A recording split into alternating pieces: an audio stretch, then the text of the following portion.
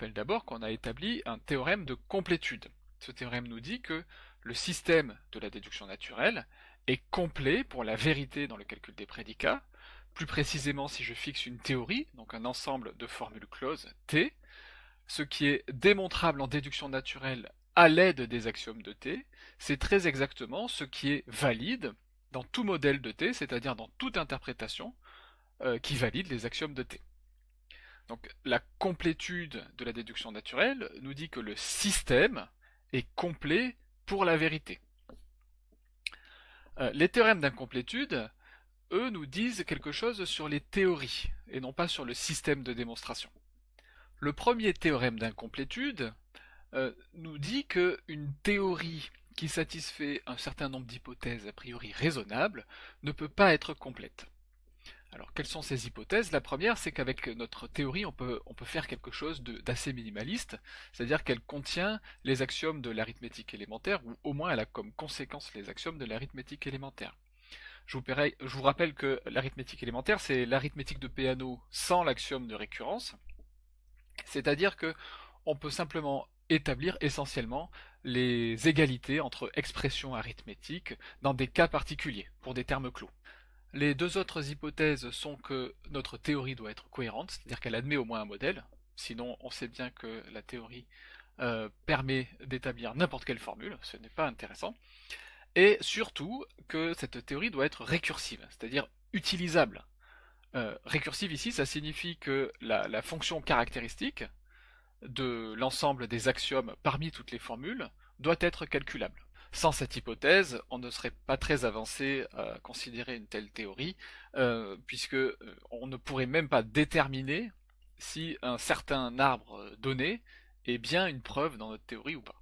Je ne vais pas donner une preuve détaillée de ce résultat, mais simplement énoncer les grandes étapes et les idées principales. La première étape consiste à établir qu'on peut coder comme des entiers, non seulement les suites finies d'entiers, mais même les arbres finis, à branchement fini. Donc c'est en particulier les formules, et puis les démonstrations. Donc ces codages doivent être effectifs, c'est-à-dire calculables, donc donnés par des fonctions récursives. Donc vous connaissez certainement un codage des couples d'entiers comme des entiers, mais ça se généralise à ces cas-là.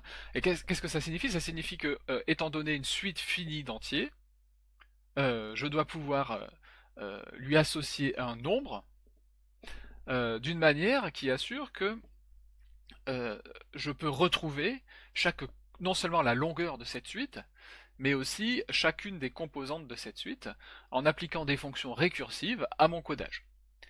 Et même chose pour les arbres qui couvrent les formules et les démonstrations.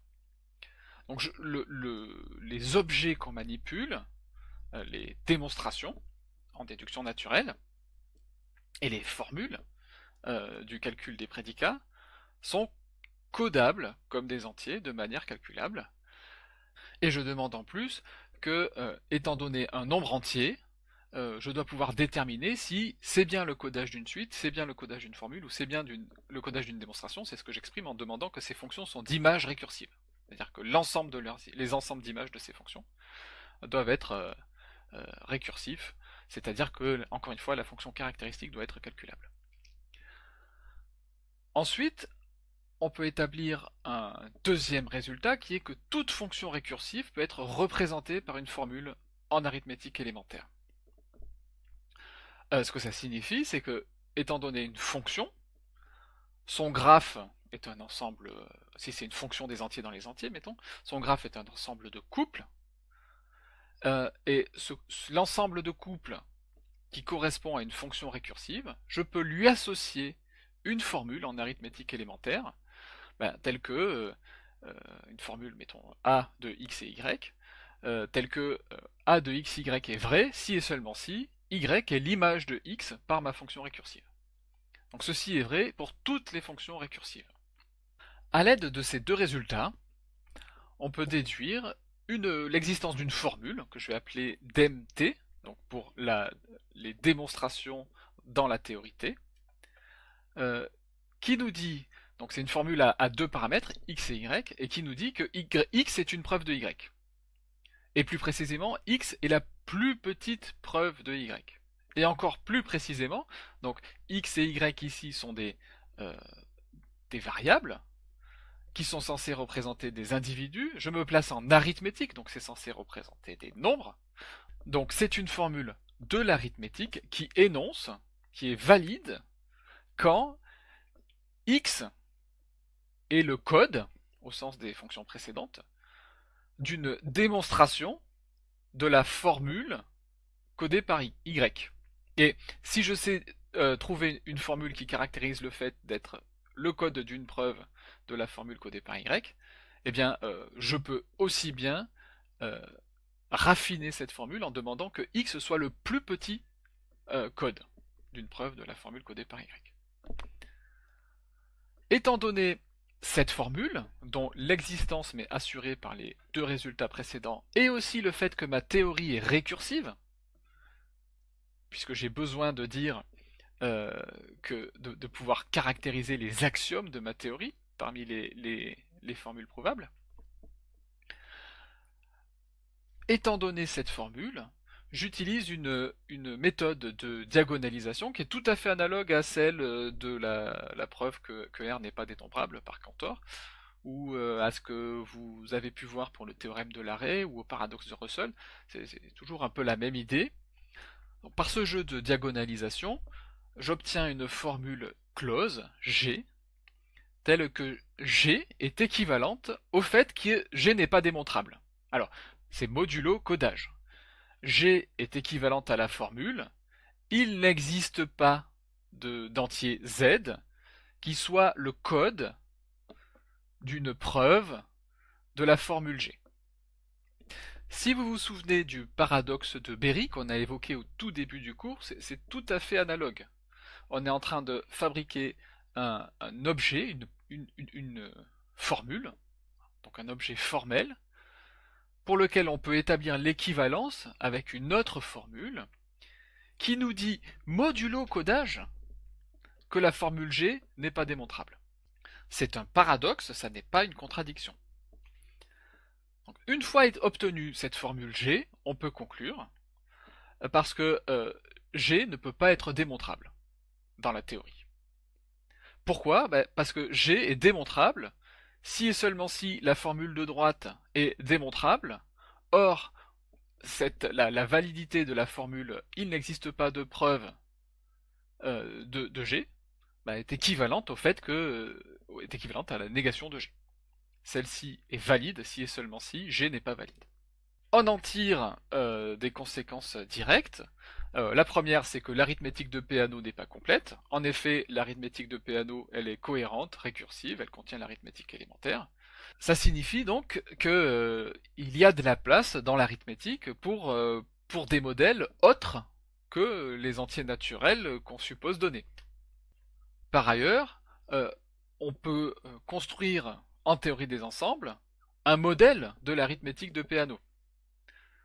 Il suffit de considérer l'ensemble des ordinaux finis, et c'est un exercice de la feuille sur la théorie des ensembles de démontrer que cet ensemble oméga des ordinaux finis, c'est un modèle de l'arithmétique de Peano, qui est à l'intérieur d'un modèle de ZF. Et donc, si j'ai un modèle de ZF, dedans je peux fabriquer un élément qui construit un modèle de l'arithmétique de Peano. Si ZF était complète, je pourrais décider tous les énoncés à propos de cet élément. Ceci est impossible d'après le théorème d'incomplétude. Donc la théorie des ensembles n'est pas complète. Dans le premier théorème d'incomplétude, encore une fois, l'ingrédient crucial, c'est la construction d'une formule dans le langage de l'arithmétique qui est équivalente au fait qu'elle n'a pas de preuve.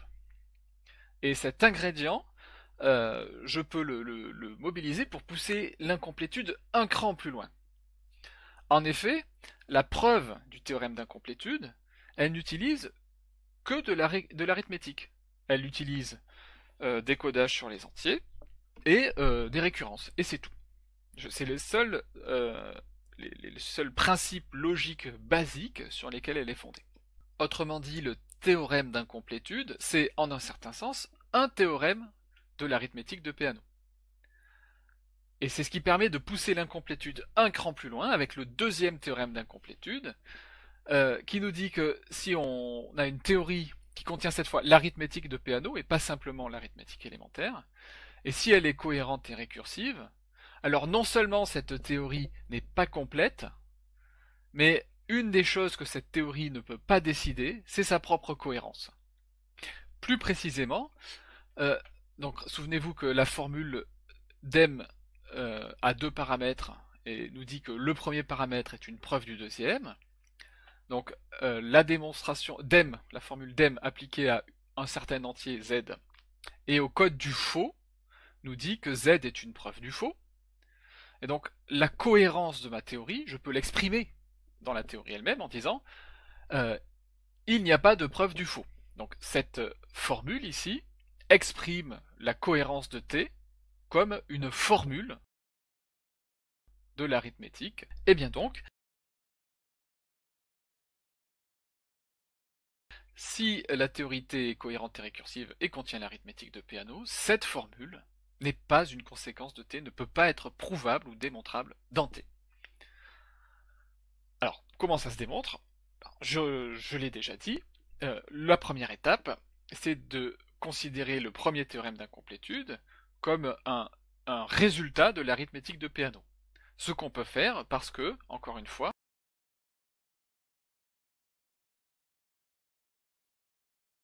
le théorème d'incomplétude, c'est une certaine formule qui s'écrit avec des symboles, et on en a une démonstration qui n'utilise que des principes très élémentaires.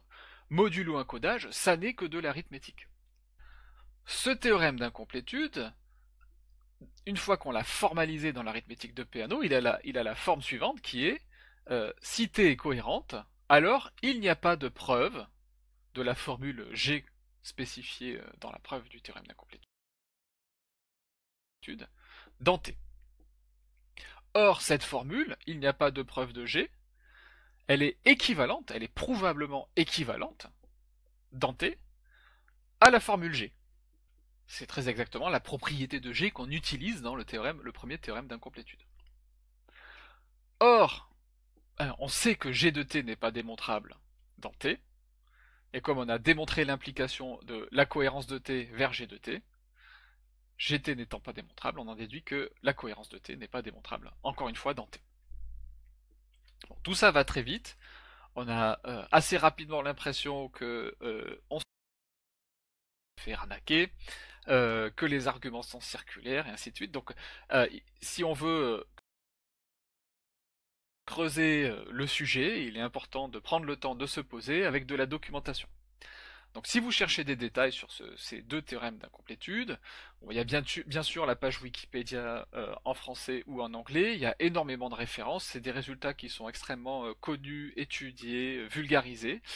Mais je peux vous conseiller une référence lisible, donc qui fait seulement quelques dizaines de pages et qui donne à peu près tous les éléments assez formellement. C'est une note sur les théorèmes d'incomplétude qui est due à Alexandre Miquel et qu'on peut trouver par exemple à l'adresse ci-dessous. Tirons d'abord les conséquences de ce second théorème d'incomplétude. Les plus directes, la plus simple, c'est que la cohérence de l'arithmétique de Peano n'est pas démontrable uniquement par des moyens arithmétiques. Donc ça, c'était le but de Gödel, c'est la réponse à une question posée par Hilbert. On ne peut pas formaliser, ne serait-ce que l'arithmétique, uniquement par des moyens arithmétiques. Alors, pourquoi j'ai le droit de dire ça? C'est simplement parce que si je considère l'ensemble des entiers naturels, ça me fabrique un modèle de l'arithmétique de Peano, et donc celle-ci est cohérente, et il est facile de vérifier qu'elle est également récursive, et qu'elle contient l'arithmétique de Peano. Même chose pour ZF, mais ici il se cache une petite hypothèse, qui est que ZF est cohérente. La théorie des ensembles, c'est le fondement le plus communément admis de l'ensemble des mathématiques d'aujourd'hui. Et jusque-là, on n'a pas trouvé d'incohérence, mais si on veut fabriquer un modèle de ZF, ce que nous dit le théorème d'incomplétude, c'est qu'on ne pourra pas le faire uniquement à partir des axiomes de ZF.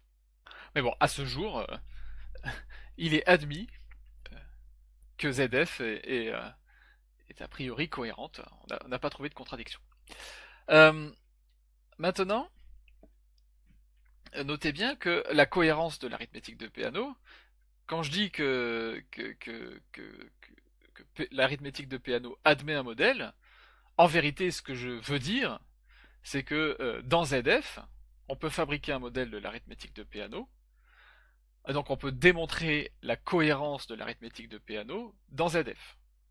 Maintenant, regardons des conséquences un peu plus élaborées de ces théorèmes d'incomplétude. La première, c'est que la théorie, l'arithmétique sur les antinaturels, ça n'est pas une théorie récursive. Donc si je pose n, l'ensemble des formules vraies sur les antinaturels, l'ensemble des formules arithmétiques closes valides sur les antinaturels, supposant que j'ai sous la main un ensemble des antinaturels, bah, cette théorie ne peut pas être récursive. Pourquoi? Bah parce qu'elle est cohérente, puisqu'elle a un modèle, elle est complète parce qu'on l'a fabriquée comme la théorie d'une interprétation fixée. Ça, c'est quelque chose qu'on a déjà vu quand on a étudié la notion de théorie. On est sûr que la théorie d'un modèle, c'est toujours une théorie cohérente et complète. Cette théorie contient l'arithmétique de Peano parce que les axiomes de l'arithmétique de Peano sont valides pour les antinaturels. Et donc, on est certain que cette théorie ne peut pas être récursive. Il n'existe pas d'algorithme qui, étant donné une formule de l'arithmétique, une formule close, décide si oui ou non cette formule est vraie dans les entiers naturels. Donc il y a un écart entre ce qu'arrive à axiomatiser l'arithmétique de Peano, qui est récursive mais pas complète, et ce qu'on voudrait qu'elle axiomatise, c'est-à-dire les énoncés vrais sur les entiers naturels, mais les énoncés vrais sur les entiers naturels, c'est complet, mais ça n'est pas récursif, donc c'est inutilisable. Poussons un cran plus loin, l'arithmétique élémentaire, qui elle-même est vraiment extrêmement simple, c'est simplement les 7 axiomes sur le zéro, le successeur, la somme et la multiplication, cette théorie est indécidable. En effet, si je prends une théorie quelconque, qui contient l'arithmétique élémentaire, donc en particulier l'arithmétique élémentaire, et que je la suppose cohérente et récursive, ce qu'est l'arithmétique élémentaire, eh bien, je sais qu'elle n'est pas complète, par le théorème d'incomplétude, le premier. Et de ça, je peux déduire que ni les formules prouvables, ni les formules dont la négation est prouvable, ne forment un ensemble récursif. Pourquoi ça? Bah alors la première chose à remarquer, c'est que le premier est récursif, c'est-à-dire sa fonction caractéristique est calculable, si et seulement si le deuxième est récursif. Et en effet, dire que l'un ou l'autre est récursif, c'est exactement dire que la prouvabilité dans ma théorie T est décidable. Ok, supposons maintenant que l'un est récursif, on va obtenir une contradiction, et on applique, encore une fois, une méthode de diagonalisation, très analogue à ce qui se passe pour le théorème de l'arrêt. Je pose Q un nouvel ensemble de formules, cette fois avec une variable libre. Je regarde l'ensemble des formules A, qui dépendent d'un paramètre, tel que je ne peux pas prouver A sur le code de A. Si je suppose que P est récursif, eh bien cet ensemble Q est lui-même récursif, et donc comme cet ensemble est récursif, sa fonction caractéristique est calculable, et là je peux utiliser mon résultat général qui dit que quand j'ai une fonction calculable, il existe une formule de l'arithmétique élémentaire qui représente cette fonction calculable. Ici qui représente la fonction caractéristique de l'ensemble Q. Autrement dit, j'obtiens une formule B qui dépend d'un paramètre X, et qui vérifie que B est prouvable avec le paramètre N, si et seulement si N est un élément de Q, ou plutôt le code d'une formule, tel que cette formule est un élément de Q. Maintenant, regardons ce qui se passe pour le code de B. Le code de B se trouve dans Q, si et seulement si je peux prouver B du code de B, et dire que je peux prouver B du code de B, c'est exactement dire que le code de B n'est pas dans Q. J'obtiens donc une contradiction, et mon hypothèse que P était récursif ne peut pas être valide. On termine avec un dernier lien entre logique et calculabilité, qui est l'indécidabilité de la logique elle-même, la logique du premier ordre. Autrement dit, si je fixe un langage qui est, mettons, le langage de l'arithmétique, l'ensemble des tautologies n'est pas récursif. Donc les tautologies, ce sont les formules closes valides dans toute interprétation. Autrement dit, c'est l'ensemble des formules qui sont prouvables, des formules closes prouvables en déduction naturelle, modulo le théorème de complétude. Eh bien, cet ensemble n'est pas récursif. Autrement dit, il n'existe pas d'algorithme qui, étant donné une formule, mettons de l'arithmétique, vous dit si oui ou non cette formule est prouvable. Et il y a donc encore moins d'algorithmes qui, étant donné une formule, vous construisez ou bien une preuve ou bien un contre-exemple. Donc la logique, les mathématiques, ne sont pas décidables. Comment ça se démontre? Eh bien, c'est une conséquence directe du résultat précédent. Si l'ensemble des tautologies était récursif, en particulier l'ensemble des tautologies de la forme les axiomes de l'arithmétique élémentaire impliquent une certaine formule, cet ensemble serait lui-même récursif. Et donc l'ensemble des formules prouvables dans l'arithmétique élémentaire, c'est-à-dire l'ensemble des B tels que l'arithmétique élémentaire implique B, serait récursif aussi, ce